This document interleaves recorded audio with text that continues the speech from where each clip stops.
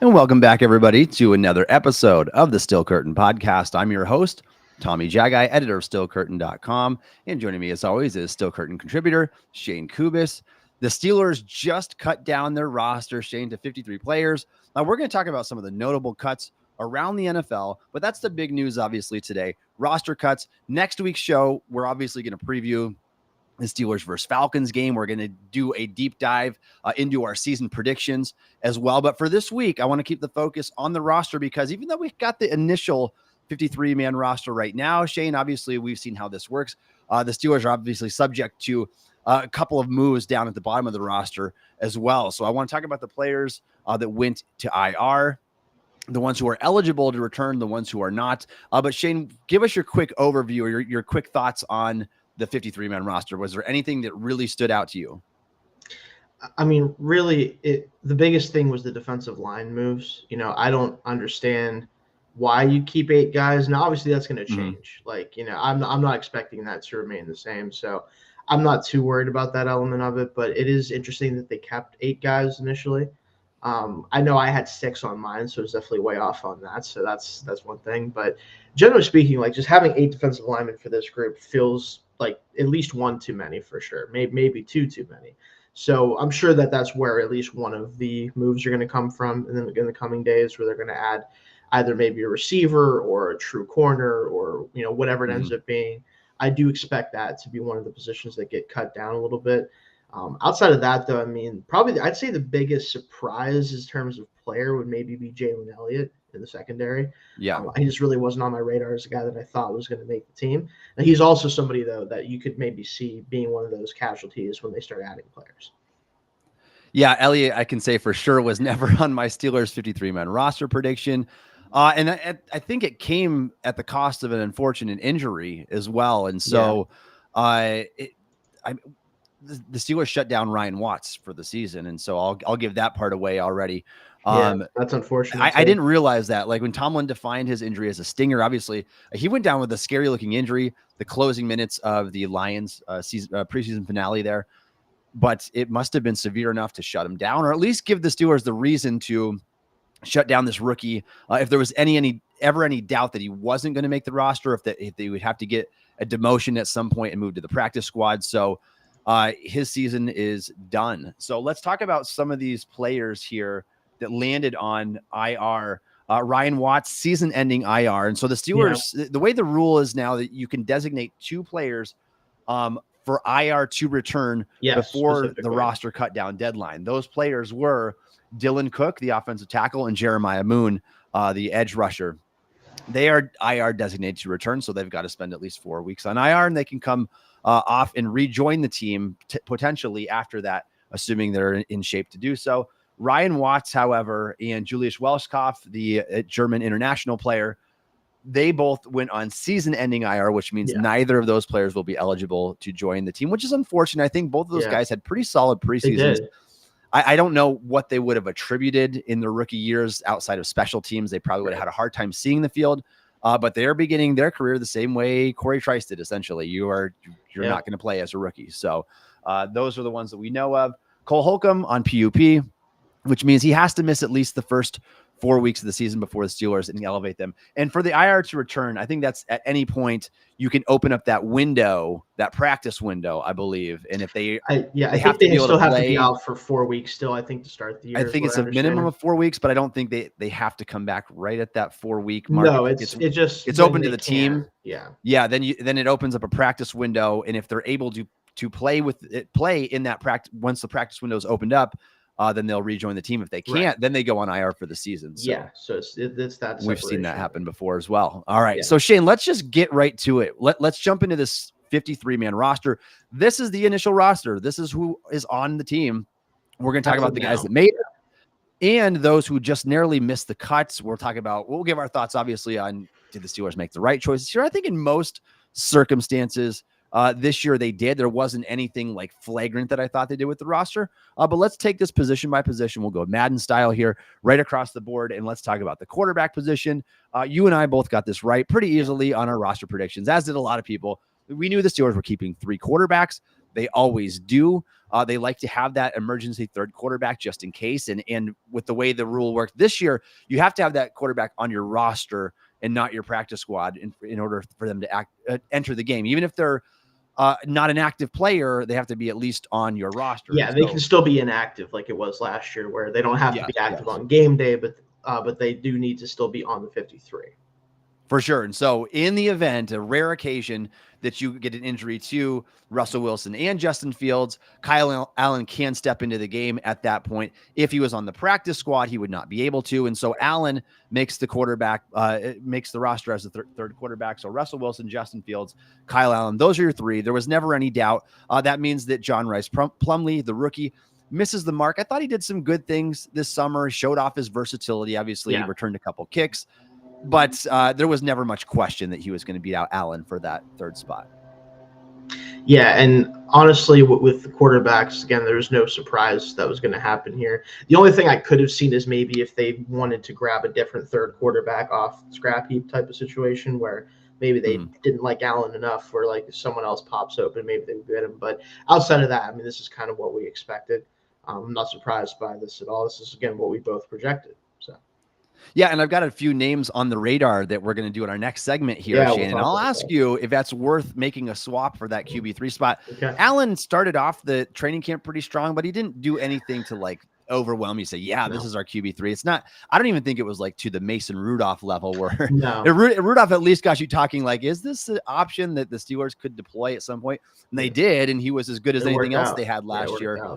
Allen doesn't look like that guy, though. He does have the year starting experience with the Panthers a few years back. He does have experience. It was modest at best, as what you would expect for a journeyman QB3. Yeah.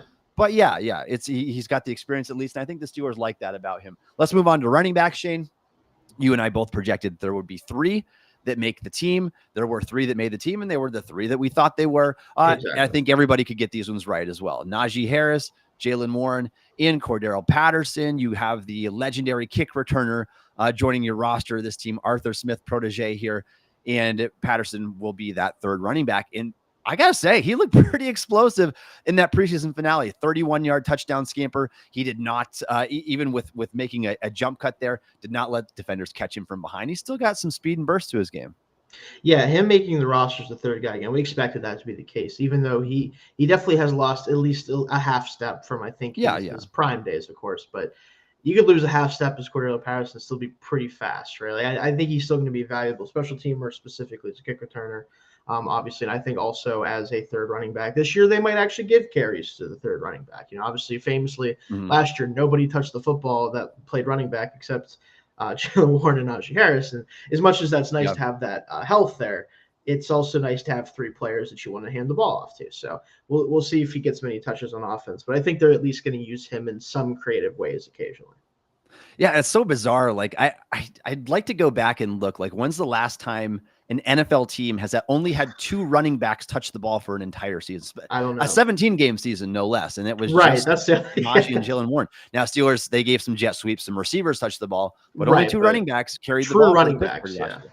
So it is bizarre. I want to see Patterson get the ball because I do think he's got some juice left in them. Yes. And not only that, give your guys a rest. I mean, there's no sense. You're already working a running back committee, but don't overwork anybody. No reason to give anybody an added injury risk. And I think that Patterson's good enough to do it too. I think that if you give him just a few touches a game, I think he would be good in that role as well. Sure. Going along with that, and that means that players like P. Ryan missed the roster, LaMichael P. Ryan. Jonathan Ward missed the roster. He is planning on coming back to the practice squad. Dajon Edwards was one of their first waves of cuts there, which I kind of find that surprising. I thought he had a pretty good preseason, but he was running with like the third string offense. True. So, yeah, he looked good, but yeah. He did. It's just, I don't know if the Steelers just don't trust him enough. He's being an undrafted rookie, didn't add enough versatility with special teams, whatever the case may be. For what it's worth, Boston Scott is coming to not the roster, but the practice squad. For week 8, folks. There we go. The Giants this year. We know what he does against the Giants. Might see him that week. I don't know. We'll see. Yeah. Shane, anything else that you want to add to the running back room here? No, again, this is the three that we expected. I think the other backs they had in camp played pretty well overall. I think I Yeah. liked what I saw from a lot of them. But again, in a position where you have two guys who, assuming Warren is ready to go week one, which it sounds like he at least thinks he's going to be, it's just you're not cracking this rotation in any way, shape, or form. You're not going to contribute on offense. You have to be a special teamer. And not saying those guys necessarily couldn't be special teamers, but we have other players, other positions that can handle that. Yeah, and there have been times where when the Steelers have kept 4 running backs, it wouldn't have shocked me being in an Arthur Smith offense, but you have to also line it up with the talent too. Like, is a guy like Jonathan Ward or a Dejon Edwards, is that good enough to devote an extra roster spot to that position where you could use it where the talent's a little bit deeper? So totally understand the train of thought. I think it's the right move on the part of the Steelers. Shayne, I'll ask you this though. If the Steelers had devoted a 4th running back spot, who would have been your pick to make the roster? It probably would have been Edwards just because I'm most intrigued by him. I think that he, like, as much as he's an undrafted player, he just had, I think, especially showed really good vision. And that's something that if you're going to have to go down the depth chart at running back, right, you're probably not getting an explosive player. You're probably not getting this big hulking player that can run through guys. But if you can find a guy who can at least find open lanes, can at least get you what you're supposed to get on a run play, and there's a lot of running backs that get just what the line blocks for them. It's not fun. It's usually not exciting to watch, but at least you get production that way, right? And I think he kind of showed that he might have that trait, if nothing else. So that probably would have been the guy that if someone else is going to make the team and have to play offense at some point, it probably would have been him. Yeah, I don't disagree with you. I know the Steelers' thought process would be different there. Yeah. They would probably value the experience, maybe some special teams ability, but I'll always err on the side of caution when it comes to that kind of stuff. And I would favor players with potentially more upside in that role that they're going to be playing. And so I probably would have went Edwards as well. Keeping 3, though, is the choice that I would have made. It's what Steelers ended up doing. Fullback, Shayne, the Steelers did not keep a true fullback this year. We thought there was a chance that they would with Jack Coletto. Obviously, not a lot of competition at that spot. It's either Coletto or nobody there, really. And there's a lot of teams that don't roster fullbacks anymore in the NFL. It's kind of a dead position. They can get a tight end to do much of the role that a fullback does. And I think that was pretty much a thought process for the Steelers this time around. I think they liked what they saw in Coletto, but why have Coletto if you've got a Connor Hayward and you've got guys who can not only line up as a fullback, you can line up as an H-back, you can line up as an F tight end, whatever you need them to do. They're just more versatile players in general. They're not just the guys that need to line up in the backfield and lead block. They can do multiple things for you, including adding more to the receiving game than pretty much every NFL tight end not named Kyle Juszczyk. So it's kind of a dying position. Do you disagree with the decision to leave a fullback off the roster? I don't. And again, Coletto, I think, did a good job at being what your fullback needs to be. The problem is, again, like you said, just most offenses don't need them. And even Arthur Smith's offense that have used them in the past, you can get enough out of Hayward and some of the other guys to just not need to devote a position to that player, right, or a spot to that player. And yeah, like, is he probably a better lead blocker than Hayward is? Sure. Probably better than some of the tight ends. Yeah. But like, again, how often are you going to use him? How much of a difference do you think it's going to make? And if we're talking about one of the very precious 53 spots on a roster, he probably just was kind of looking at an uphill battle there. So I think he may have. I think I saw something about him on the practice squad though, maybe. So he at least has a chance to come up if maybe Hayward gets hurt or something like that. If they want a true fullback, but he at least, I think he put out good tape while he was here. So. Yeah, and I think the one counter argument, Shayne, here would be if the Steelers are planning on being like the most run-heavy team in the NFL, and you don't have a fullback, a guy that is guaranteed lead blocker going to take that first guy out, like I get the incentive to keep one here, but at the same time, I do think the overall thought process was right, where I can get a tight end to replicate that role and do more for me elsewhere. So let's talk about the tight end room then. Steelers kept 4. They were the 4 that you and I predicted, right? Did you pick? I had the same 4. Okay. So it's Pat Freiermuth, Darnell Washington, Connor Hayward. And then that last position, some thought was a toss up between Michael Pruitt and Rodney Williams. You and I both kept Pruitt. And so Williams was the other guy, does offer more special teams value. Made a couple of nice plays in special teams during the preseason, but Pruitt, being like that 33-year-old veteran, already has a history with Arthur Smith, can block, can get open in the receiving game when you need him to. So he had a couple of nice plays in the preseason as well. And so I think the Steelers, I don't have a beef with what they did here. It's what I projected them to do, but it's what I also wanted them to do. Keep those 4 tight ends. Those are the 4 that I would have kept. Yeah, and again, I projected the same thing. And I think with Pruitt especially, he brings the element of he understands this offense. And I think for one of your last spots on the roster, if a guy can still play, which I think he can, I do think he's still a good enough player to make a team. Having somebody who does know this offense, right, is able to help guys like Freiermuth and Washington and Hayward understand what their jobs are on certain plays, right? Really understand the nuances of things. He's been around this roster or this scheme for quite some time. So he's very valuable in that aspect too. Now it'd be different if he just straight up couldn't play anymore or something like that. Then I'd be like, maybe he could be a practice squad player. You just talk to him during practices. But no, he's a good enough tight end to still make the team. And I'm glad that they kept those 4 specifically. So. Yeah. Yep. I don't have an issue with that at all. The Steelers kept 9 offensive linemen, not the ones that we thought they were going to be like 2 weeks ago, because we had some injuries in there. Correct. So that threw a curveball in our 53-man roster. I did update that in my previous roster. Obviously, we knew that the Herbig news, the Nate Herbig news at that point, that he had a season-ending shoulder injury, but also Dylan Cook in a walking boot. That proved to be enough to keep him out of action, at least for the IR eligible to return spot. And so let's just start with the offensive tackles here, Shayne. We've got Troy Fautanu, Broderick Jones, and Dan Moore Jr. If the Steelers were keeping 3 tackles, these were obviously the 3 that we knew they were going to keep. If they kept a 4th, it was going to be Dylan Cook, and he obviously just missed because of for injury reasons. Right, and that's with my roster. I had technically, I'll give myself like a half point on this one because I chose McCollum/Cook, and it was based on if Cook was actually healthy enough to, I think, start the season. Then I think he would have actually made the roster. Also, I know you're probably laughing too because I see some chats from some. We'll get to those in a second. Yes, but these are the 3 tackles that, assuming Cook was not healthy, we were going to be keeping, obviously. And unfortunately, there's one of these guys who aren't going to be starting, and it's probably, at least for a little while, that might not make fans happy. Let's just put it that way. We'll see what happens when the season opens, if Fatanu's ready, but I have a feeling when Fatanu's ready, it's not going to be the left tackle we want, but that's probably a conversation for later. Yep, 100%. So Blogging Dirty, this is my guy John Bueller chiming in here. If you haven't watched his podcast, he does the Atlanta Falcons. I'm going to be joining him next week. We're going to do a joint show together over on his show. So check it out over there. But the guy will make you just laugh out loud, just the way that he talks. He's awesome. So thanks for chiming in, Buell. Let's go to the offensive guard position. Steelers kept 4 guards here. Isaac Siamalu, James Daniels, Mason McCormick, and Spencer Anderson. I had all 4 of these guys making the team. Nothing surprising here. I think a lot of people would have said Anderson was either inside or outside of the roster bubble. Obviously, with the injuries to the position, not having a Nate Herbig who can play guard and center, that secured Anderson's spot on the team. Yeah, I think that's really what kind of made sure that he was going to make the team. I still think there was a chance that happens anyway.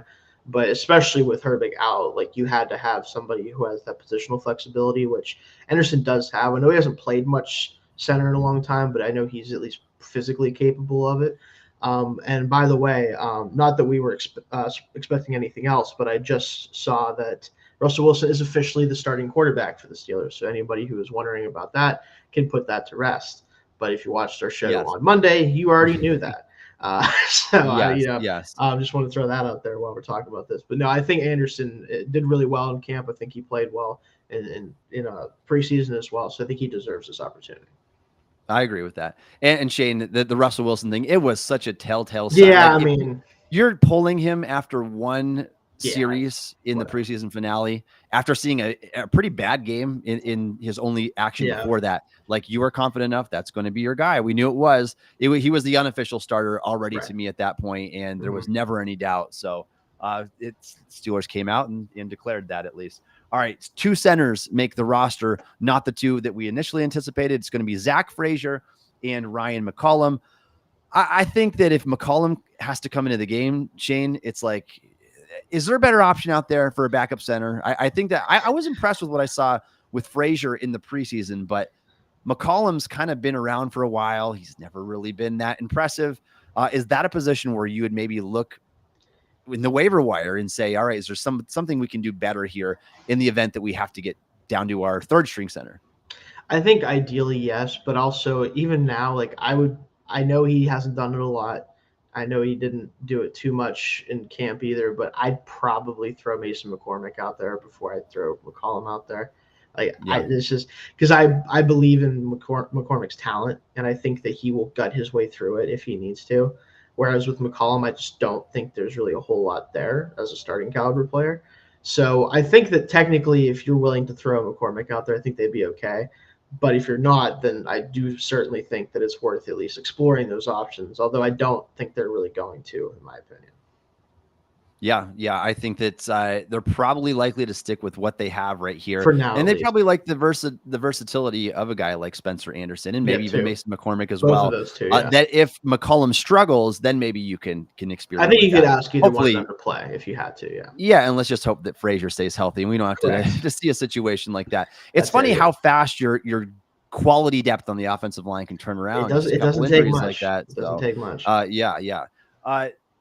Backtracking here just a second, because we covered the offense now, Shayne. Let's talk about some of the guys who missed the cut. You know what? Did we do wide receivers? Not yet. We didn't talk about. Well, I missed them. I missed them in the pecking order here. Let's back up. So let's talk about wide receivers. The Steelers had 5 that made the team. They've gone kind of back and forth over the years. Sometimes 5, sometimes 6.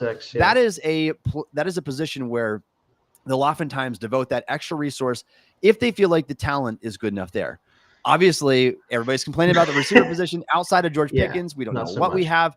I think the talent was not good enough this year to devote an extra spot to a wide receiver, though you could have made a case for a guy that was left off the list. So the 5 receivers making the team: George Pickens, Roman Wilson, Van Jefferson, Calvin Austin, and Scotty Miller. And so I did get this prediction wrong in my final mock, Shayne. I think I had the Steelers going with 6 though, because of what Des Fitzpatrick did in the preseason. I thought it was good enough. I thought it was good enough to be a special teams gunner and to be that emergency outside receiver. If you need to use him there, he had a couple big plays during the preseason. What was your final prediction here on this group? And do you think that Fitzpatrick should have made the team? So I had 5, but I had Fitzpatrick as the 5th. So I just don't. Scotty Miller doesn't move me. Mm-hmm. And if you're not overlap, like it's between Roman Wilson, Calvin Austin, Scotty Miller, like it's a lot of overlap to me. If you're gonna make the roster as Scotty Miller, I think it's because you have to actually contribute on offense, and I just don't think he's going to be asked to very much. So if you're going to keep 5 receivers, I'd rather be the 5th guy should either be an outside receiver like Fitzpatrick would be, or a guy who's going to be a gunner on special teams, a la Miles Boykin type that we've had on the roster in the past, right? Yeah. So for me, I just don't, unless they have some sort of plan to use Scotty Miller on offense, which Arthur Smith knows him well, didn't use him a whole lot, like didn't really throw him the football a ton. I don't really know what the plan is there. So that one did frustrate me a little bit because I'm like, he just looked better than him and he plays special team. Like that was probably the one that made the least sense to me as far as like one that I think is going to stick, right? Like I don't expect him to be cut, at least in this initial wave of transactions that might be coming. Yeah, Shayne, and if you look at this group that they kept, it's like you've got one like legitimate outside receiver in George Pickens. Yeah. The rest of these guys, you could argue that all of them are better from the slot. Even Van Jefferson, you could argue that he's better from the slot than he is outside. That's a little bit concerning to me that you don't have more security there. Obviously, if any team loses their top receiver, they're in big trouble. The Cowboys lost CeeDee Lamb. Their offense. They're the worst. They're the worst receiver group in the league. Yeah, especially if he goes down. So, but if the Steelers lose Pickens, I mean, they're in a heap of hurt because you don't have anybody that. I think you have to start running the triple option. I'm not like that. I'm not trying to. I'm not even really joking. I'm really not joking that much about it. I really think you might have to go to like triple option if we just like who's going to catch the football 4 times a game that isn't George Pickens right now. Freiermuth, obviously, ask him to play outside. I don't know. Like that's probably better than half the guys you have down the roster. I don't. It's tough. It is like that's the thing is when you're hinging on one player, as good as I think he's going to be, if you're right, if like George can't go for a week, I don't know what the passing game looks like. Like I legitimately don't know who plays where and what they are asked to do. I have no idea. Yeah, it's rough. I mean, the concerns are understandable. Let's put it that way. Anybody that's concerned about the wide receiver position, I get it. Having said that, I've been hesitant about mortgaging the future with how well I like the way this new regime has been drafting. So there's a hard balance there that it's a kind of a fine line. But I mean, a lot hinges on the health of a guy like George Pickens this year. I think you could argue, just like in the grand scheme of things, man, let me ask you this. It's super off topic, but I think it's a fun little exercise here. Name your 3 most important Steelers to the team. Like, and I think for me, I think it's going to be TJ Watt, George Pickens, and then the quarterback, because if Russell Wilson gets hurt, I don't know if that's worse than George Pickens getting hurt. You've got Justin Fields. George Pickens gets hurt. You don't have an offense you can run through the passing game anymore. That's because there's the problem with it, right? Is because I actually saw somebody I forget what the name of the podcast is, but I see them all the time on different platforms. But they were talking about for the AFC North, like who are the 3 most important players, and they didn't mention George Pickens in that. And I'm like, guys, I understand how good TJ is. I understand how good they even mentioned like Highsmith. Like I know how good both of those guys are. Mm-hmm. If one of them goes down, Nick Herbig can play, right? Like we know he can play. If George Pickens can't play, the passing offense doesn't exist. It's basically 15 targets to Pat Freiermuth, and then you hope for the other 15 go to somebody who isn't going to drop the ball. Like I don't really know how you don't have him in your 3 most important Steelers, no matter how you fit. It doesn't even really matter if you like the player or not. He's the only receiver that can play right now that we know can play, at least, right? Like you hope Austin makes a leap. You hope that Jefferson can at least catch the ball effectively when he's thrown to. But that's really all you can trust, is that Pickens is going to go out there and catch insane passes for you, basically. Yeah, and when you're talking about something like that, Shayne, it's about gauging the positional value. It's not about who is the best player overall. Let me give you an example. Like I think Minkah Fitzpatrick is a better safety right now than George Pickens as a receiver. But there's no question that George Pickens is more valuable to the team's success. If Pickens is not there, you can't move the ball through the air and you can't score points. And so as good as Minkah is, and with that perennial all-pro safety, it's just not as valuable as a guy like Pickens. I legitimately think you could argue that he's more important than either of the quarterbacks, not both, but either. And the reason I say that is because if one gets hurt, it's possible that it's addition by subtraction. I don't want to think that way already. But it's possible. But I think it would be easier for Steelers to stomach a Russell Wilson injury than a George Pickens injury. Yeah, I think that's where we're at, unfortunately. I did want to throw this chat real quick out here from our Barley here, of course, chiming in. I find it funny how everyone hates all the slots, but one Ayuk, but he runs 65% of his routes from the slot after motions. The thing about that, though, right, is one, I don't know if that's 100% true. I'd have to look that up. But more importantly, he can play outside 100% of the time if you wanted him to.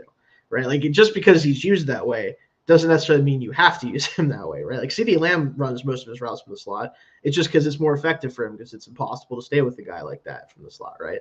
But at least he can play outside. Van Jefferson can play outside too, but just because he can doesn't mean he should, right? Like that's kind of what we're getting at. I understand where you're coming from, but that it is funny to think about it, because slot receivers had a really bad rap for a long time, like when you call somebody a slot receiver. But most of the best receivers now play a lot of their snaps from the slot, just because it's really easy to get them free releases. It's really easy to get them into their route quicker from the slot. Like it's just more efficient that way. So it's not about whether they can or can't. It's just sometimes teams do it because it's easier. Offensive play callers are getting wiser. They want to exploit these matchups. They know that sometimes you're going to get covered by a linebacker or safety or a slot corner, which is oftentimes your second or third best corner on your team. Right. So a guy like CeeDee Lamb, there's no doubt in my mind he's a top 3 receiver in the NFL, but he lines up in the slot a lot. I actually do have the numbers right here in front of me, though.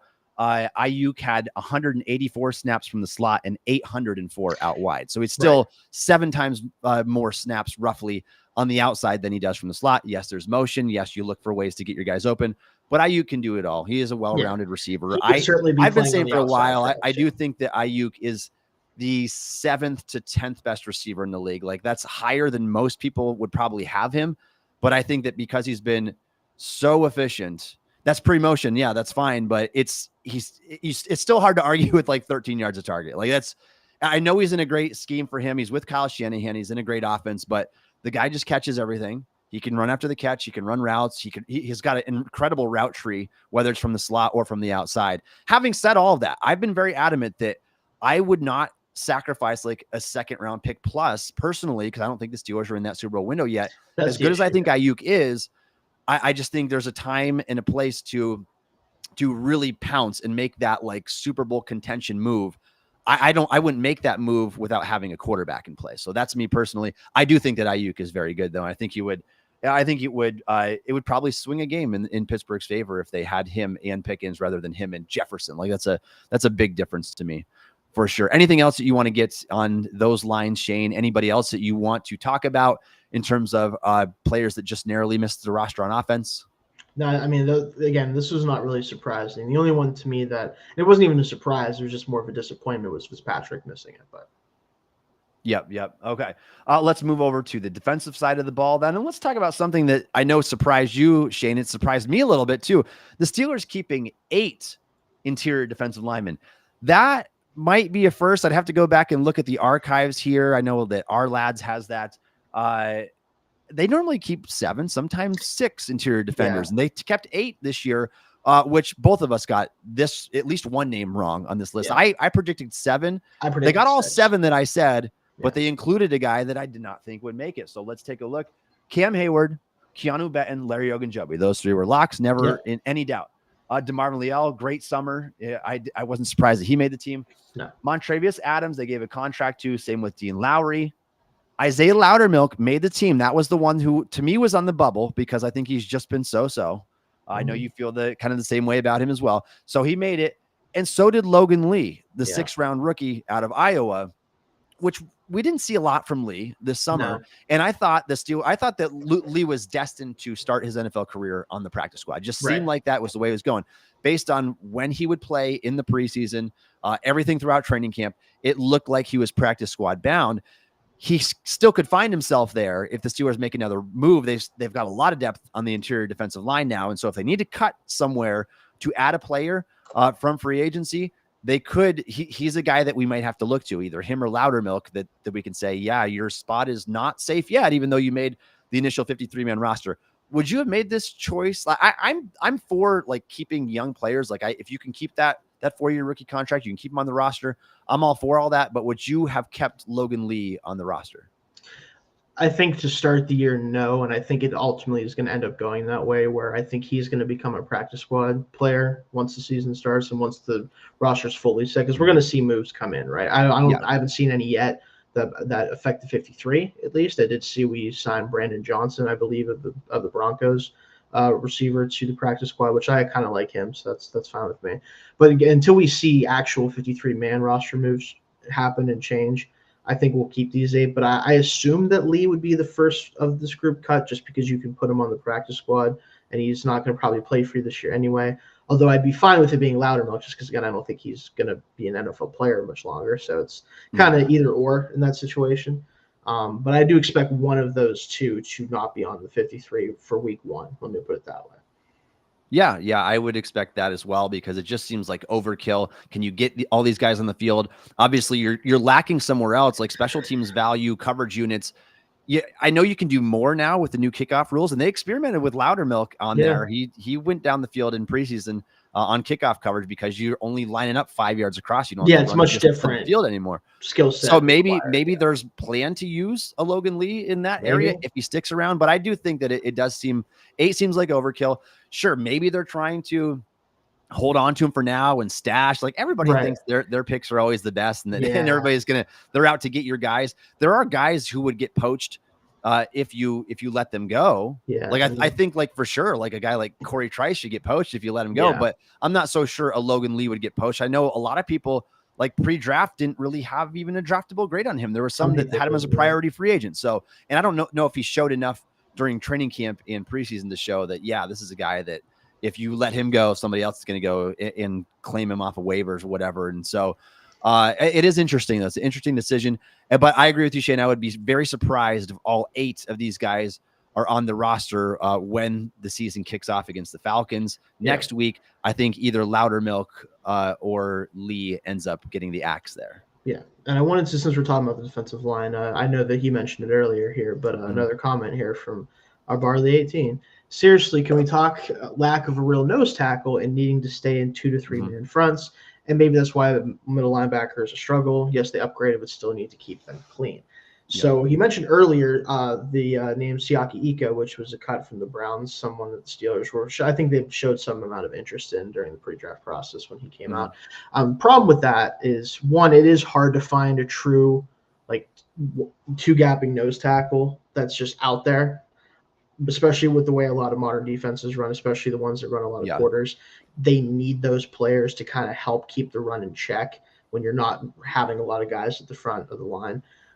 But Ika specifically straight up just is bad at football. I'm sorry to tell, it's just, so he wouldn't be the guy I'd be bringing in. I mean, technically he would be a nose tackle, but I don't really care about having a nose tackle if he's not good at being a nose tackle. That's kind of my thing. I get we don't really have a true one on the roster. Like Benton can sort of do that, but I don't want him doing it because I think he's much more valuable teeing off on, the quarterback. But if we don't have a guy like that, if they can't find somebody who's actually a better player than the other guys they have, I'm okay with them still trying to kind of just make it work for now. Yeah, I think there absolutely is an advantage of having that true zero tech nose tackle that is so stout that you can plug in there and just not be moved at the line of scrimmage. Just not get moved. But unfortunately, the way the NFL is moving, those guys just don't grow on trees anymore. And you would think that getting a 360-pound body in there would have that effect. It doesn't always. That's not always the case. And we saw still got to be good. Yeah, and Ika was a third-round pick that the Browns are giving up on. There's a reason why already that he's missing that mark. So, I think that I'm not opposed to the idea. Like if I could swap there was one out Loudermilk and get a true nose that can legitimately defend the run, but like Braden Fajoku wasn't that guy, even though he was supposed to be. He just couldn't hold up. There's not many Casey Hamptons around anymore. Let me put it that way. Snack Harrison's those guys are hard to find. I think it's why the Cowboys took a shot on Mozzie Smith. Just get a guy that's super stout that you can plug in there. Sometimes it works, sometimes it doesn't. Benton's not a true nose tackle. And you know what? I this is kind of a little off topic as well, but I hate the way that Steelers classify their defense linemen. I just do. I think it's so dated to say, Cam Hayward, you're an end, but Keanu Benton, you're a nose tackle, and Larry Gunjobi, you're a defensive tackle. I'm like, these guys are interior defenders. They move up and down the line. Benton will play at any alignment you want him to. He'll play zero, sure, but he's best at one tech or three tech where he can knife into the backfield.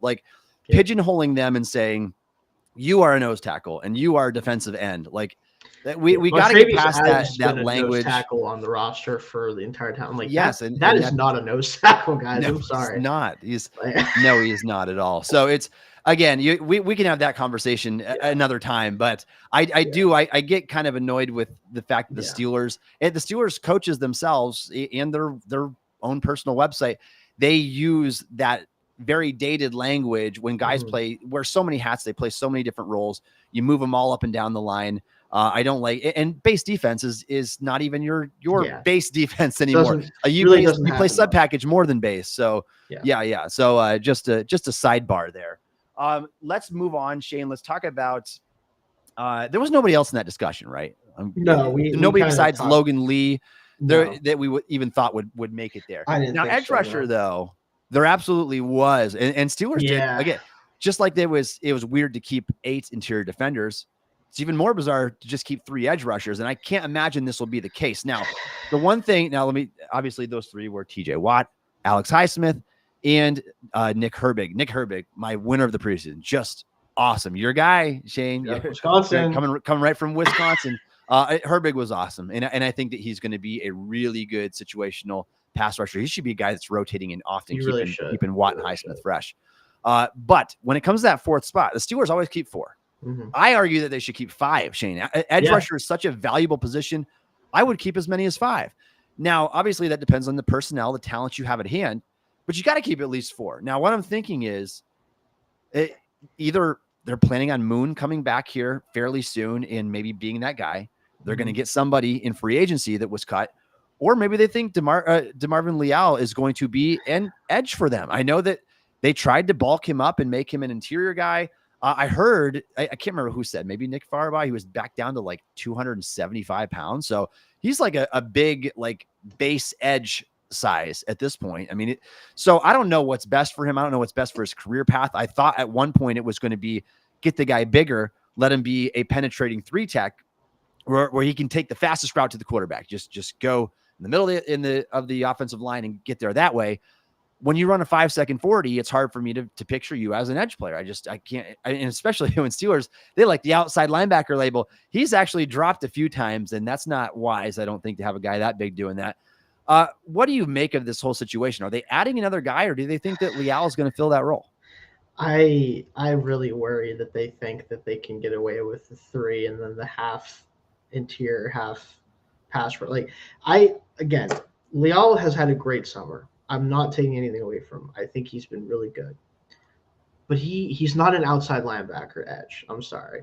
Like, could he play edge in like a 4-3 system where that's base 4-3 end? You want those guys to be, bigger, stronger, more stout against the run, all that stuff. Like, sure, he could probably do that. But that's not the system that we run. And more importantly, because our edges are going to drop sometimes, if you put him on the field, one, it probably means that they're not going to do that with him, which is a small, very, very small, but still small tell. Or you're going to ask him to do it, in which case you're wasting a play basically on him, right? Like, why are we doing it? So if he is the 4th edge and like 6th interior defense, like if that's what he is, I'm just not a fan of that. Like, I think he'd be a good pocket pusher if you stand him up and try to have him run through the face of a tackle. I think he can do some of that stuff a little bit. But he's not an edge. I'm sorry. He just isn't an edge in this system. And really, any system probably isn't the best thing for him. So I'm hoping a move is coming before the season starts because I know that Moon is going to miss some time. I expect Moon to join the roster once he's healthy, unless whoever they bring in, if they do bring in someone, is just showing enough where they don't feel the need to activate him and have him added to the main roster. But I hope that they have a plan here that isn't Leal being the 4th outside linebacker. I just really hope so.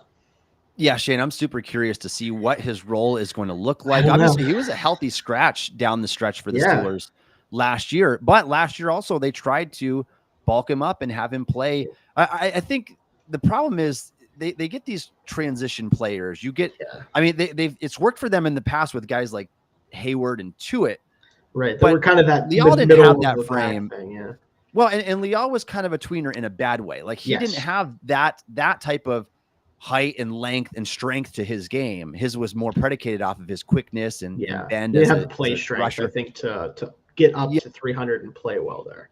So Leal, I described him before. He's kind of a tweener in a bad way, whereas he's stuck in between positions. You're not fast enough to be a full-time edge player, which is probably where he's most natural, but you're also not big enough or strong enough to be a guy who can drive the pocket in the interior. So I am interested to see how this works. If he truly is playing at 275 pounds, but it's a rocked up version of himself and he's even a little bit more explosive. I mean, the guy just turned 23. He's still really young. He's one of the youngest players coming out of the draft in 2022.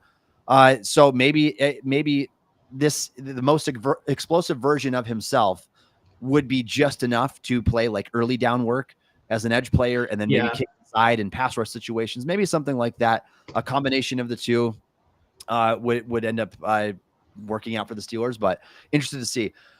Also, Shayne, the other guy we have to talk about here is Kyron Johnson, a guy that I had on my final 53-man roster prediction, a guy who's had a pretty good summer. I thought it got progressively better, had a couple really nice pass rush reps during the preseason where he would have an inside counter, a guy offensive lineman grabbed around his waist, like would have been a sack on one of those plays he had there. A couple of really explosive get-off plays.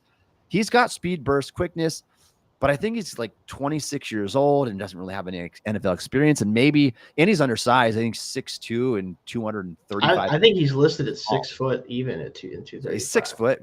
Wow. That's what he's listed, I think. Yeah. He's definitely undersized for sure. And maybe those factors help Steelers make that decision a little bit easier. But is Johnson a guy that you would have kept? I know you predicted him to, but would you have kept him on the roster, or would you have been looking elsewhere for a 4th edge? Yeah, I mean, I had Moon staying on the roster before the injury. That's right. You had Moon. Just because, again, kind of what you were talking about with the size thing, right?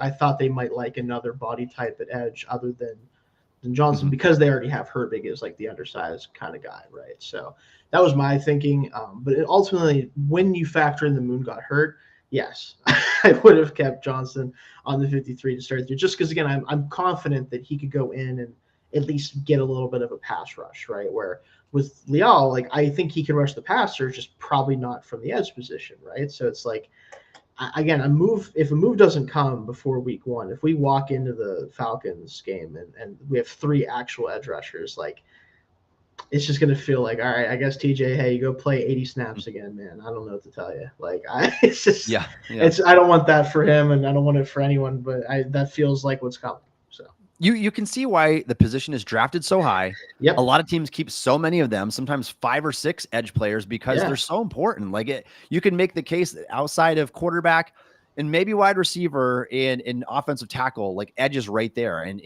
it's with that group for sure. So the fact that the Steelers have 3 of them is a little bit concerning. I love the 3 that they have. Probably the most dynamic 3 trio in the NFL. Quite possibly, yeah. But all it takes is one injury, and now you are incredibly thin at the position. So we'll talk about if there's any other options they could explore at that position here in just a second. Let's move on, though. Let's talk about the linebacker position. Shayne, off-ball linebacker. The Steelers kept 5. They were the 5 we were expecting. Patrick Queen, Landon Roberts, rookie Peyton Wilson, Tyler Matakavich, and Mark Robinson. Cole Holcomb obviously was not ready to go. He begins the season on PUP, and we'll see where it goes from there. I don't know if he's – I mean, anytime you've had a devastating knee injury, you got to wonder, is there nerve damage? Is he going to be ready to play? You've already waited this long. We're coming up on that year mark, with 3/4 of a year at least into this, and has not been able to even log a training camp practice with his team. So I wonder if and when he will see the field. But those are the 5. They brought in Matakavich during training camp, and he's a guy that's going to obviously contribute on special teams. Same with Robinson. One of those 2 guys for sure becomes expendable if Holcomb's able to return. Yeah, and I assume, just if we're talking about that for a second, I would guess Robinson, unless he's playing better than Matakavich on special teams, just because Matakavich has so much experience as a special teamer. Like we saw, like that's why he's been around so long in the NFL. Like that's what his kind of bread and butter is. So we'll see, if that happens or not. But if you can get Holcomb back, I mean, we talked about it, as the season was kind of approaching. Like if those are your 4 linebackers, that's about as good as you're ever going to get as far as that many that can actually play. Like, especially if Peyton Wilson is what we expect him to be, and he's like a starting caliber player, that's 4 starting caliber linebackers on your team at the same time. None of them are, top 10 linebackers in my opinion, but they're all very good linebackers. So it's interesting. We'll see if Holcomb can get back, and if he does, where does he slot in? If the guys in front of him aren't playing that great, like maybe Wilson's not ready, maybe Roberts is getting abused in coverage, maybe Queen isn't the player that they're hoping for. He could, honestly, if he's healthy, could kind of come back in here and maybe cement himself as at least the second linebacker. So we'll see with him. I'm hoping the best for him. These are the right 5 to keep for the time being. Yeah, I don't disagree with that either. And it's funny, even just looking back to the second half of last season, remembering Michael Walker out there and Miles Jack. I'm like, it was so ugly at the linebacker position. If there's one bet you can take to the house, it's that your off-ball linebackers are going to be a lot better this year than they were last year. It would take a lot of injuries for that to get worse than it was. It would for sure. And Quan, another guy out there, he's recovering from that Achilles injury halfway through the season. I don't know when he's going to be ready. Maybe between him and Holcomb, and Quan's obviously not on the Steelers, but if his career were to be done or whatever, nerve damage can't come back. We don't know the extent of his injury. Steelers really haven't had to reveal it. Really. So maybe Quan would be a guy that you bring back mid-season or something if you get injured to the position. I take him back. But I do love the top 3, though. I mean, in respect to when you look around the league, teams just don't have linebackers. There's not many. Not teams. A good era for linebackers right now. There's not many teams that have good ones, so it's nice. Considering that Peyton Wilson is your 3rd, and that guy that's rotating off the bench coming in sub-package situations, I like that a lot. What they've got going on there, and then you've got Matakavich and Robinson, and I agree that Robinson will be the guy that is axed from the team if Holcomb is able to return at any point from that PUP there. So, all right, let's move on to, there was a couple other guys. Jacoby Windman had a pretty decent summer. He graded out really well. So, I know that. Now, granted, he did. playing against mostly guys who are joining him on the scrubs list. for But sure. But still, you like to see Mhm. guys like that. He might be able to catch on somewhere. I haven't seen if he has, but if not, I wouldn't mind him on the practice squad. We'll see. Yeah, and general linebacker has been pretty, I think, set in stone. Mhm. Especially once we realized that Holcomb wasn't going to probably be ready, and Robinson probably had a spot locked up for that reason. Also, he had a pretty good summer himself, honestly, I thought. So, yeah, in general, I think this group is good to go. And there was just nobody that was intriguing enough to supplant Robinson with the guy that already has hundreds of special team snaps under his belt. You're better off just going with what you know. And what you know, and that guy, when he comes in on defense, is not great. Huge liability in coverage, but he can stop the run. He can play special teams. And so that's going to be enough to keep him as the linebacker 5 for now. All right, let's talk about the cornerback position, Shayne. Some interesting ones here. The Steelers kept 5. I believe both you and I had 5. I had 6 because of the defensive line. I had Graham making it, and he didn't because they kept 5.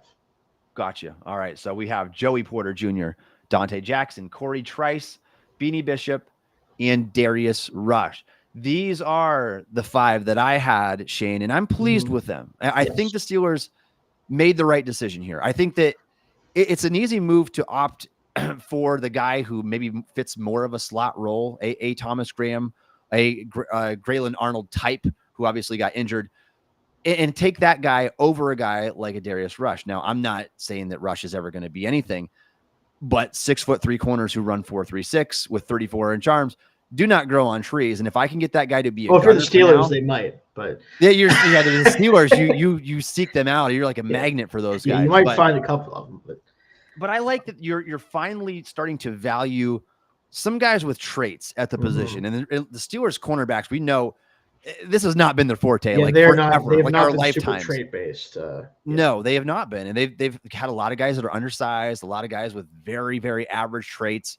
Occasionally, you get a tall, fast guy at the position, but not really like what they have right now. You've got a bunch of those avatar cornerbacks, as Mike Tomlin likes to say, on your roster right now with Porter and Trice and Rush. And so my philosophy at the corner position, Shayne, I might have shared this with you already, but I'll say it again.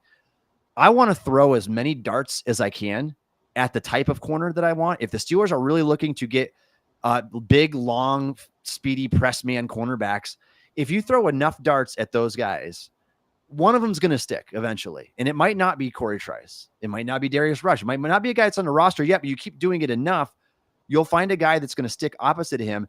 And that would save you spending potentially a first-round pick on pairing a corner of the future with Porter. So I'm all for this mindset here of keeping these athletic guys that are typically hard to find, who were considered fairly decent draft prospects coming out of school. Like even Darius Rush coming out of South Carolina, he was considered a mid-round prospect. Obviously didn't work on his first 2 teams and not guaranteed to work in Pittsburgh, but I like the thought process of doing that. And I actually had this conversation with Marcus Mosher of the 33rd team in PFF, but I said, I like this. I like doing this move over predicating that last resource to like a 6th wide receiver, like a Des Fitzpatrick. Like Fitzpatrick, just what is your upside? Your upside is your wide receiver 5. Yeah. Your upside for Rush, potentially you could be a guy who can work alongside Porter in the event of an injury.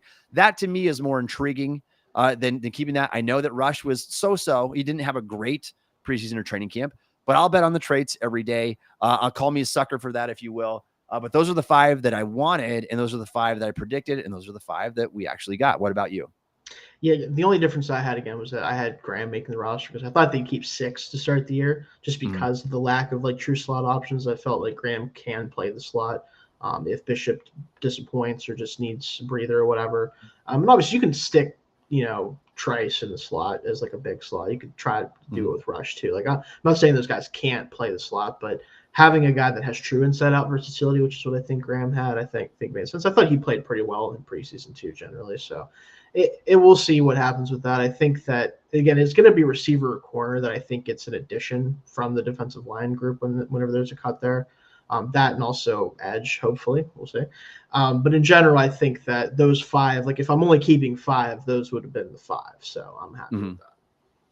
Yeah, I agree. And the slot thing it's really hard to figure out. I mean, obviously Sutton is suspended for the first half of the season roughly. And so we can assume that he would have a role in that area when he comes back.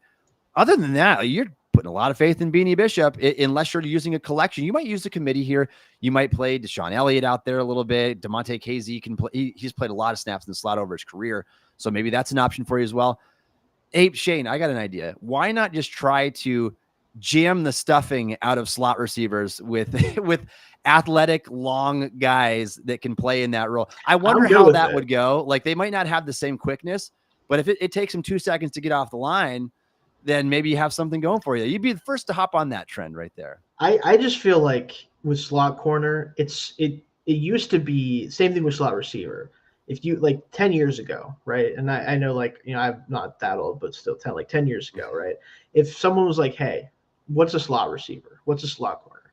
You're going to say, oh, slot receivers, he's like 5'10", 5'8", 5'9", 185 pounds. Yeah. Quick, not super fast, but quick as hell, like whole thing. And then slot corners, kind of the same thing, right? These are not big, tall, fast guys, but they're quick. Yeah. They can change directions quickly, all that stuff.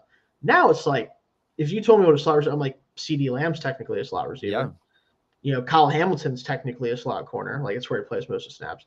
Like, it doesn't matter anymore. Like, it just depends on what you want your defense to look like, right? If you want your slot corner to be basically Spider-Man and just, have 8-foot arms and just stick everywhere and you can't throw around them, like, it doesn't really matter anymore, right? Like, defenses are starting to get to a point, especially on the defensive aspect of it. Like, we don't know who's playing in the slot anyway.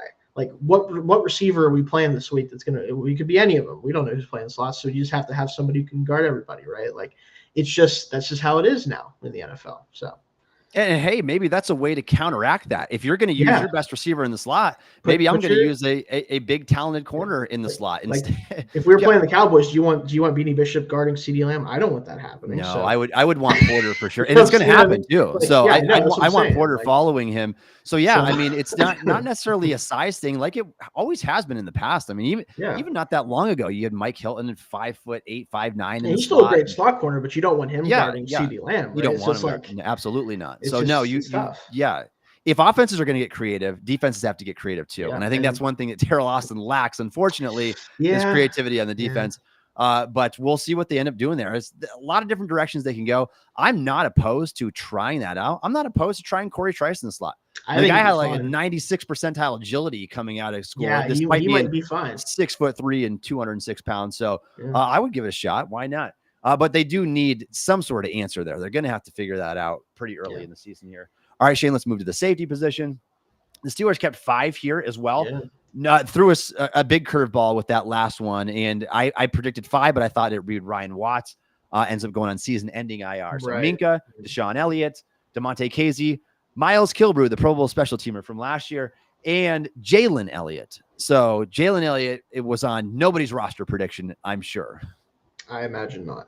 And good for him. I hope he sticks. If he's earned that role, and that's why they have him on there. I hope that does work out for him. But again, like, he's your 5th safety. Well, honestly, Killebrew is kind of like, I don't really know. Like, he's a safety, but is he? Like, he's really basically a pseudo linebacker. Just been that way for a while. So sure, you could argue that Elliott could probably be the 4th safety to come out, but they'd probably throw Killebrew out there and just say, just stay like 6 yards away from the line, right? That's, we're fine. But in general, like, the safety group, it's really about those first 3 guys, like those who are going to play most of the snaps. Obviously you have Fitzpatrick hopefully playing his more center field role this year. KZ kind of the do-it-all safety, and then you have Elliott also kind of in that mold, but really more of the strong safety in this unit at least.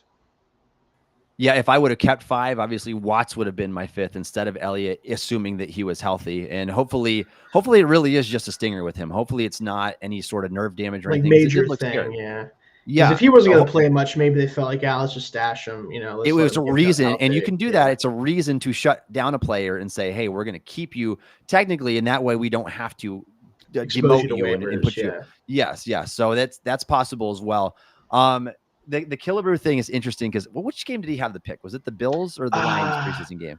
I think it was the Lions game. I don't know how I don't remember that. That was the Bills game because I think it was Trubisky, threw it, right? Didn't he throw the pick to him? I think that might have been it. So I do know that he did only have 6 snaps in that game. So the Steelers were so confident he's making the roster. You shut him down after 6 snaps, like, that's good. Your night is finished. He's a special team. Ace, so yeah, there was no question really with him either because of his special teams ability, because of what he can offer in the box if need be. but those are the 5, and there really wasn't anybody else in contention other than Watts for that spot. I thought, all things considered, Shayne, I know we're talking about a guy that's on IR now, won't play this season, but I thought Watts did a really good job making that transition from cornerback at Texas to safety in his very first training camp. And I thought he didn't look out of place to me. The guy's got 34.5-inch arms. He's big. He's very physical in the box, and ended up getting injured, obviously, in the minute and 27 seconds left in the Lions game. But what do you think is in store for him, like next year and beyond? Like, do you think next year, is he going to take the Corey Trice route where it's like, this guy should make the roster with flying colors, or is he still going to be very much a roster bubble guy? I think it just depends on like how healthy he really is, and like, is he going to be able to start kind of working back into things as soon as the season's over, right? Where he can like officially start doing stuff again without people being like, he's on season ending or how's he like out there working on stuff in like, November. But as soon as he can get out there and start doing stuff again, I think he's going to show that he has the talent to make that switch like he showed this training camp. The thing that I'm most curious with him is how I would use him is, yes, he is playing safety now. But like, if you're not going to play him much, I think one of the situations that could make sense is, I know some teams like to kind of, and sometimes it's more of a gimmick than anything else, but they do sometimes also actually run routes from that position. Like if you have like a tight end that flexes out wide, like just go throw Watts on him, because he has corner skills. So if he's out wide, like he knows what he's doing out there. But the biggest thing with him is like, he's a great athlete, like testing wise, but he just isn't very fast. You don't have to be super fast to run down the field with a tight end, right? Like I think he could be that very like matchup dependent player where he could play safety, but he's also kind of a matchup player for tight ends and stuff like that. Yeah, and size and athletic profile, not that dissimilar from like a Terrell Edmonds that the Steelers spent a first-round pick on. But I was intrigued by what I saw with him, at least this year. Anything else you want to get to there? No, I mean, like I said, safety group outside of Elliott making it, which was more injury, it sounds like, than anything else, everything kind of checks out to me. Yeah, and I would have to imagine as a fifth safety and a guy that probably wasn't initially part of the plan, I can't imagine that his job is safe. No. He made the initial roster, but he would be one that wouldn't shock me at all if they decided to make a switch at the bottom of the roster here. All right, 3 specialists, and those will be your 53. No surprises here. Chris Boswell, the kicker, Cameron Johnston, the punter, and Christian Kuntz, the long snapper. Never any doubt with those 3 guys. I thought Johnston had some booming punts in the preseason. He didn't always net well because the special teams coverage was a little bit shaky at times, but maybe hang time as well. But intrigued by what I've seen overall with him. Any thoughts on that group, Shayne? He's not the least consistent punter in the league, and therefore it's better. Yes, it really was. And Presley Harvin, unfortunately, just was cut by his team as well. I don't think he had a bad preseason from what I saw. It's just I think they're comfortable with who they have. But, I mean, that was the thing. The reason you signed Johnston, even though he has not been a good punter necessarily in the league, he is one that is consistently okay, right? He's not going to shank things very much. He's not going to create bad situations for your special teams very much. He'll probably be an average punter. And if you're average at punter, you're all right. It's when you're really bad at punter is when it's a problem. Yeah, agreed. All it takes is a few of those punts can flip the field really fast. We've seen that last year. All right, that is your Steelers 53-man roster. We're not done yet, though. We're going to talk about roster moves the Steelers still have to make. But first, if you are a fan of the Pittsburgh Steelers and you would like to support the Steel Curtain podcast, please consider subscribing to the podcast. Please like this stream. I'll help bring other listeners here as well. We want to keep giving you as much content as we can this season as possible. So if you like what you're hearing, please share this with somebody else. Tell them about it. Thanks for those of you that keep coming back to listen to us.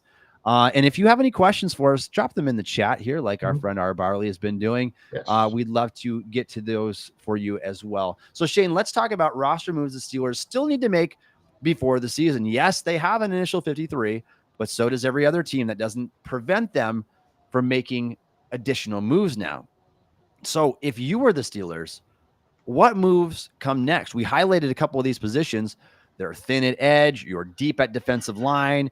Potentially you can add a 6th receiver or cut Scotty Miller and get an upgrade on your 5th receiver, kick everybody down a spot potentially, depending on who you get. Like what position? Let's talk about positions first. And then we'll talk specific players after that. But what positional groups are you eyeing right now? Is like, yeah, this is kind of a weak spot here entering the 2024 season.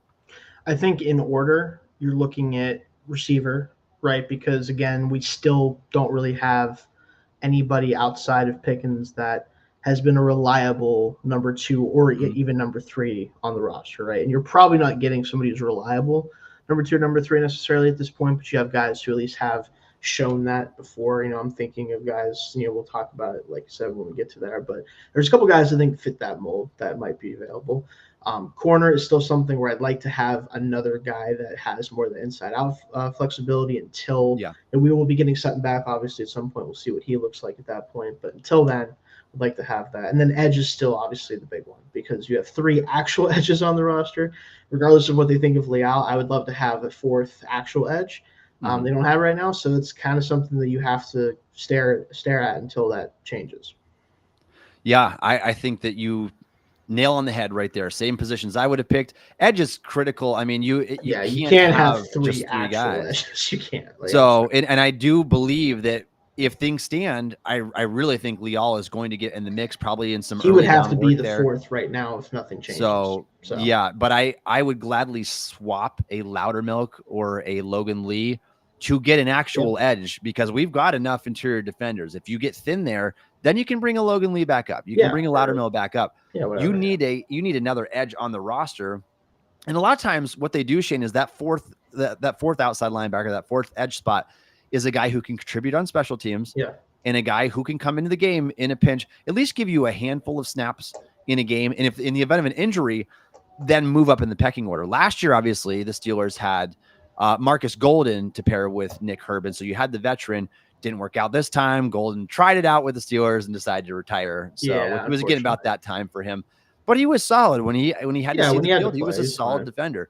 So I'd like to have that type of guy. And even if he doesn't help you in special teams, a guy that offers security at the position. And I always joke, Shayne, that the Steelers have the most invested in their edge rushers of any team in the league. I mean, you're talking draft capital, you especially money-wise, like you're paying a lot of money to TJ Watt and Alex Highsmith. They're a very expensive duo.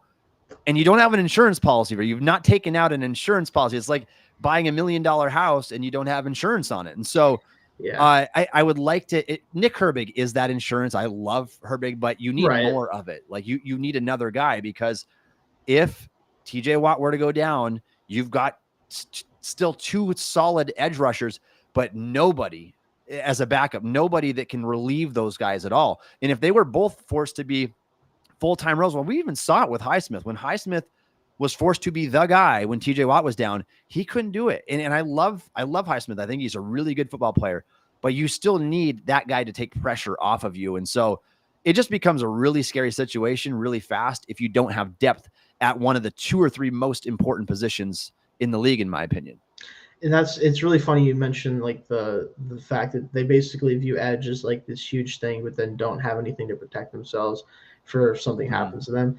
It's really weird because they clearly value it. They clearly understand how important it is to have as good of a pass rush as you can get from the outside, especially now.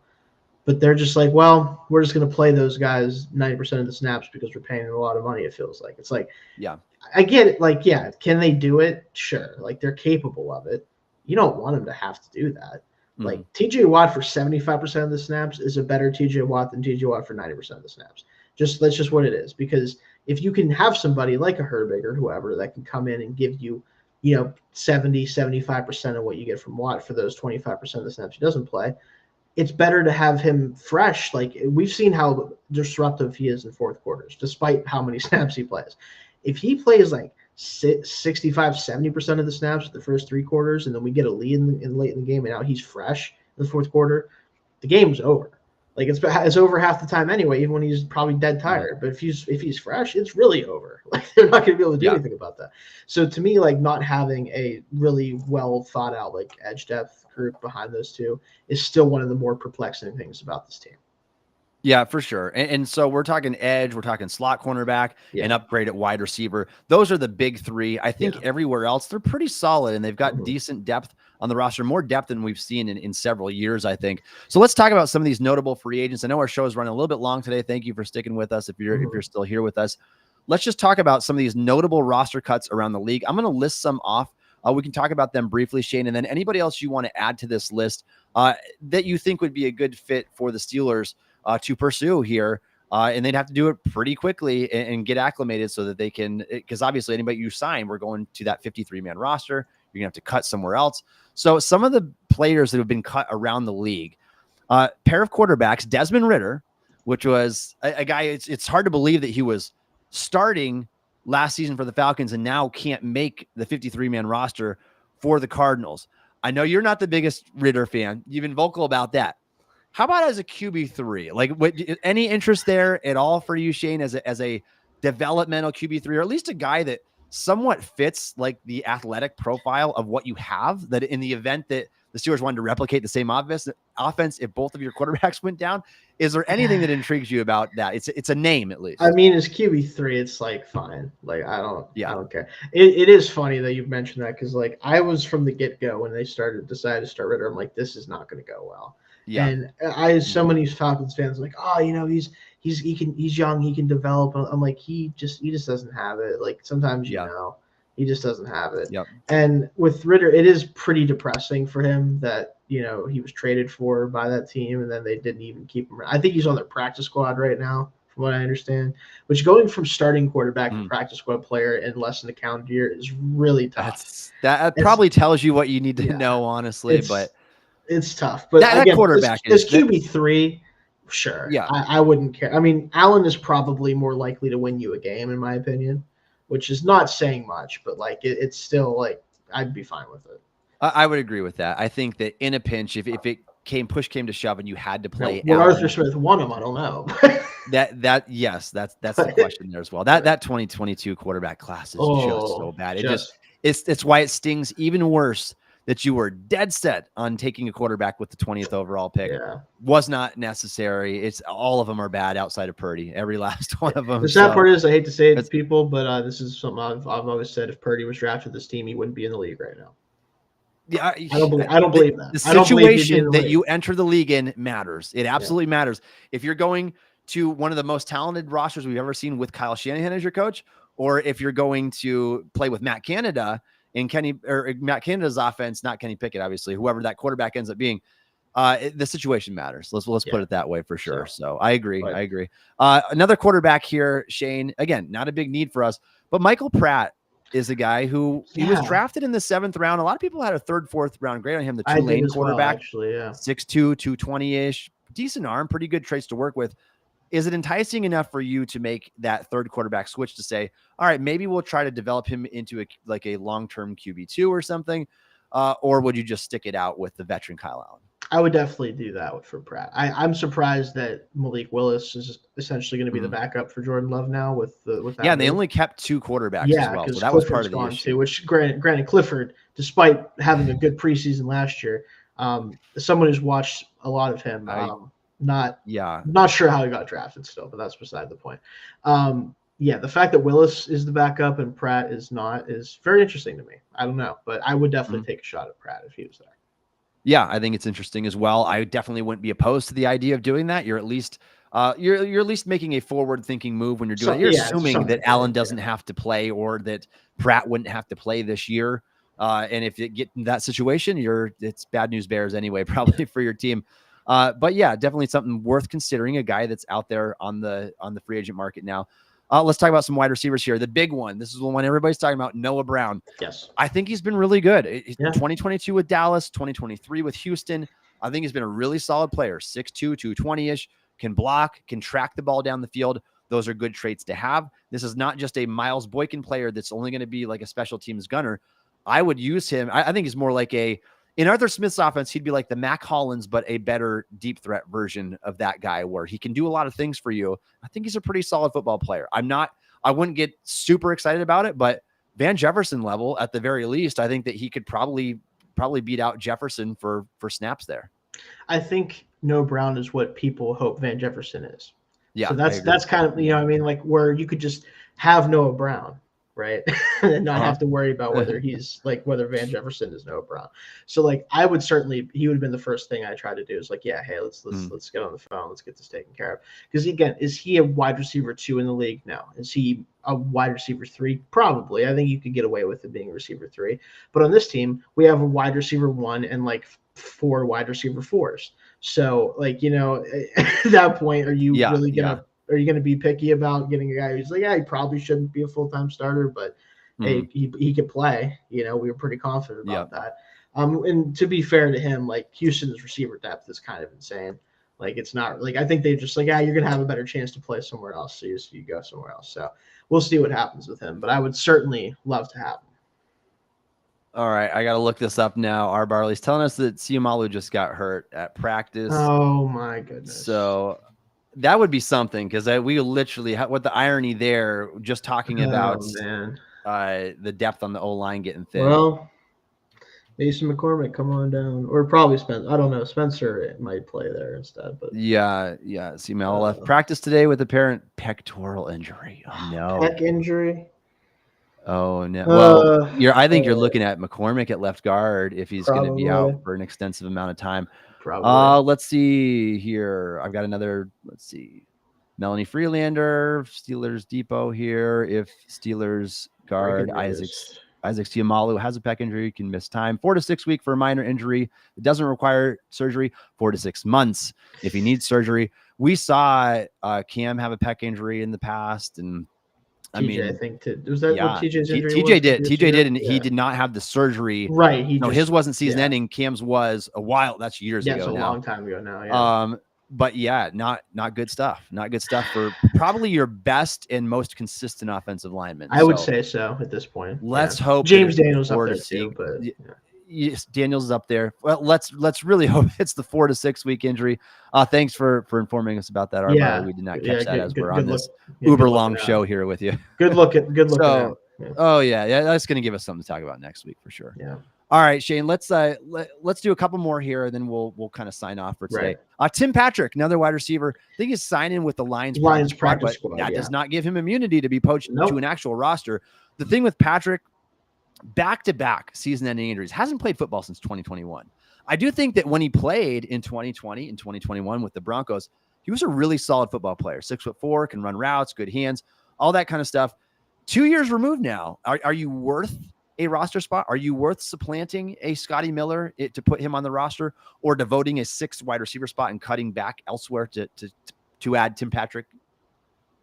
Ideally, I think it's worth bringing him in to see if he can still play. But it does kind of – he's one of those players, and there's a lot of guys like this, unfortunately, that deal with injuries where it's kind of like the Moneyball meme of like Jonah Hill's character being like, this is, in this case, Tim Patrick.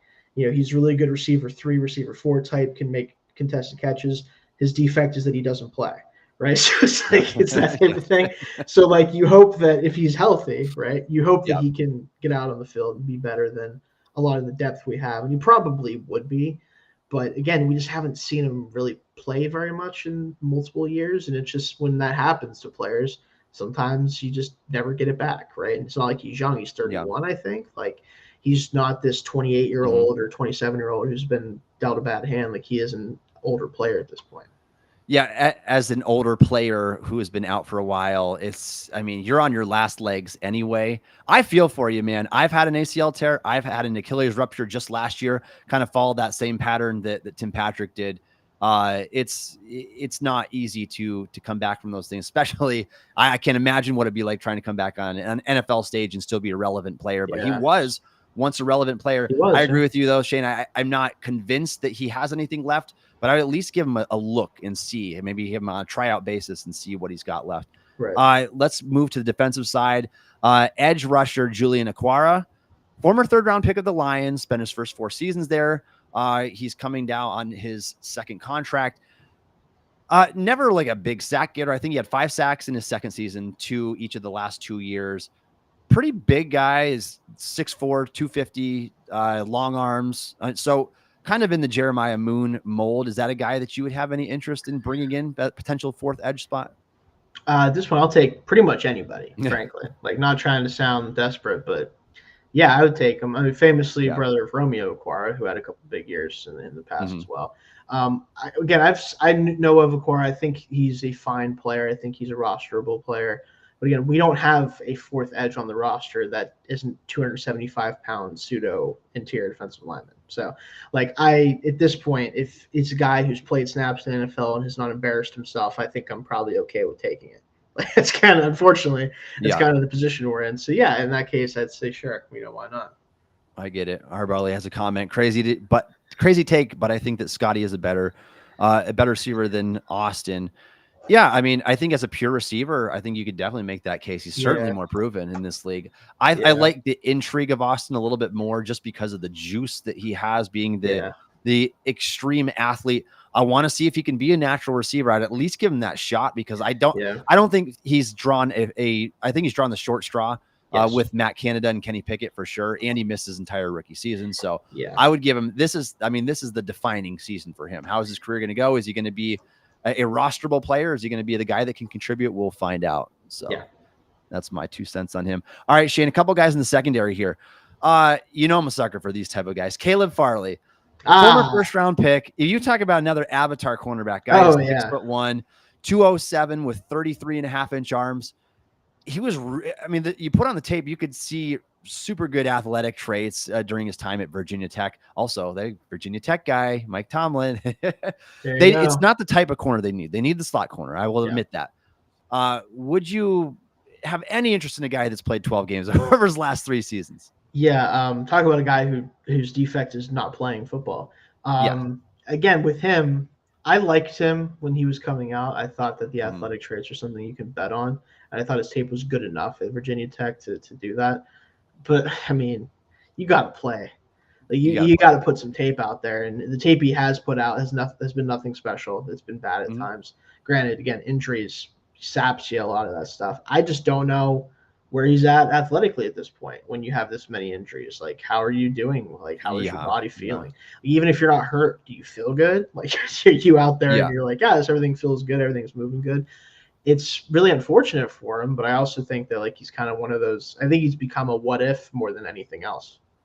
That question becomes warranted for sure. Anytime you're giving up on a talented former first round pick, you got to wonder why. And I think in this case, when you have multiple back surgeries, you've got some nerve issues, and you had an ACL. That's a lot of stuff to overcome. It's a lot to do. Yeah, it is. So I would probably pass on that, though. I am intrigued. Those guys, I'm suckers for it's hard not to want those guys. Yeah. And I liked him pre-draft process like you, but yeah, I think that we're too far gone at this point for him to work out in this league. All right, a couple safeties here. Terrell Edmonds, former Pittsburgh Steelers. I know that guy. Hey, you talk about guys that at least when Pittsburgh did not get injured. That was Edmonds, the healthiest guy you'll ever find in Pittsburgh, it or not. He was okay. I mean, not going to be a guy that gets a lot of takeaways, but I thought he was at least a serviceable player. Certainly not worth the first round pick, but a solid player at times. Any interest in bringing him back as a safety insurance for the roster, a guy that can play in the box, guy that can do a couple of different things? I mean, if he could be the fifth safety, well, technically fourth safety if you sign him, probably, because Kilber's definitely the fifth safety. But yeah, sure, as the third or fourth safety, most teams should probably want to have him, because again, the thing with him is he's going to probably be out there. He's not going to make a fool of himself. He's going to probably get you a couple, big time plays as a run defender every year. He's not going to take the ball away. Probably he's not going to be locked down in coverage, but not many safeties are. So if he's going to be your fourth safety, sounds good to me. I'm not sure. Lots of game experience for sure. Yeah, game experience, chemistry with Minka. There are some advantages there, and then he's been healthy during his time with the Steelers. If I'm swapping him for Jalen Elliott, yeah, absolutely. I'll do that for sure. I get the guy that's more proven. So, and then one more here that I have, Shayne, Lewis Cine of the Minnesota Vikings. Now a Jets practice squad member. That's depressing. How the mighty have fallen. You know who he kind of reminds me of? I think he might be Minnesota's version of Devin Bush. That might be Lewis Cine, but. So the thing with Lewis Cine, and I will say, this is an opinion that is not that I have, but is not my own. The first person I heard talk about this is actually another YouTuber, that franchise guy. If you're familiar, he talked about Lewis Cine in the draft process, and one of the things he talked about was that he didn't know what to do with him really because he pretty much didn't play safety for Georgia. He played center field, but not like football center field, but baseball center field, where it's like you're just back there. He just kind of runs up and hits people. Doesn't really cover anybody. Doesn't really actually like. He's just really fast and like athletic and can come up and tackle. So the problem is, you go to the pros, your first round pick, and you don't really know how to actually play inside of a normal defense. And that whole Georgia defense, like all the guys that were starting on that Georgia defense, have mostly not been very good in the NFL. And I think it's because the scheme was more important than the players. They basically just took all these freaks and threw them out there and just said, here, just do this stuff. And none of it translates to the NFL. I really believe that, unfortunately. Yeah. For the teams that invested in those guys, it's getting to the point where like one of these guys has to be good before we're like, all right, was that defense really about the scheme or was it about the players? Like, I really think that's where we're at right now. So, and particularly in the secondary, they've had a lot of misses there as well. Yeah, it's just unfortunate how he just wasn't ready to play football. And I just don't know if he's going to be by the time it's too late. Yeah, I would agree. I don't have a ton of interest in that, despite his past draft status. Shayne, is there anybody else that you? Oh yeah, go ahead. What you got? Avoided. So CMO has avoided season-ending pectoral injury, but they're not sure how long he will be out. Okay. So it looks like he doesn't have a full-on tear, but they're not sure how long he might be out for. So should see him again though. Hopefully, is what it sounds like. That's good news. I'm sure this is going to pave the way for a guy like Mason McCormick, and that's going to be the big question. Now you're starting multiple rookies on the offensive line. Maybe they will go with Spencer Anderson. Maybe. I would just roll McCormick out there. I would too, personally. I think he's just a better, stronger, more talented player than Anderson. Yeah. But we'll see what they decide there. And maybe it'll be Anderson. He'll struggle. They'll have to go to McCormick anyway. We'll see what they end up doing. But yeah, not good news. We've had our share of injuries on the offensive line. Fautanu's missed a lot of time this summer already. And so Nate Herbig gone for the season. We don't want to get any thinner. That's for sure. No, we'll say that. All right, Shayne, anything else you want to get to with no long show today? No, hey, cut down week's tough. You got a lot to talk about, a lot of moving parts. So I think, people will enjoy it, hopefully. So. All right. Well, we appreciate all of you joining us on the show today. We go live every single Wednesday at 1:30 p.m. Eastern time. And apparently this show runs an hour and a half sometimes. Depending so you can stick with us the whole time. We had a lot to talk about today. Be sure to watch Josh Yorish's show on Mondays at 1:30 p.m. Eastern time. He does a terrific job, and he's going to be bringing you these post-game recap shows as well over there. Thank you for joining us on the show. You can follow Shayne on Twitter at Shayne Kubas. You can follow me on Twitter at Tommy Jaggi. You can download the Steel Curtain podcast wherever you get your podcast. Also check us out on YouTube or ask Alexa to play the Steel Curtain podcast. And thanks again for listening to the Steel Curtain podcast.